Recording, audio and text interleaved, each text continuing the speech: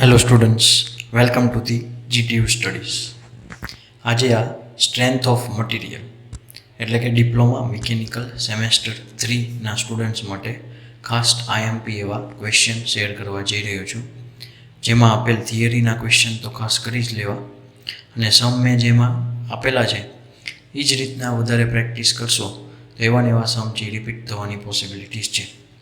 અને થિયરી જે આપી છે એ ખાસ કરી લેવી, અને સમની અંદર ઇક્વેશન ઉપર ભાર આપવું, ઇક્વેશન લખીને આવવા, થોડીક વેલ્યુ ફાઇન્ડ કરીને આવી, એટલે ઓલમોસ્ટ છે એ આ સબ્જેક્ટ છે એ ક્લિયર થઈ જ જશે.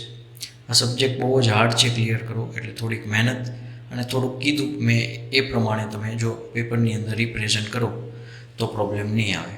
તો આઈ હોપ તમે આ ક્વેશ્ચનનો યુઝ કરો અને તમે પાસ થઈ જશો. તો પેપર માટે ઓલ ધ બેસ્ટ, અને આ બધા સ્ટુડન્ટ્સને શેર કરજો.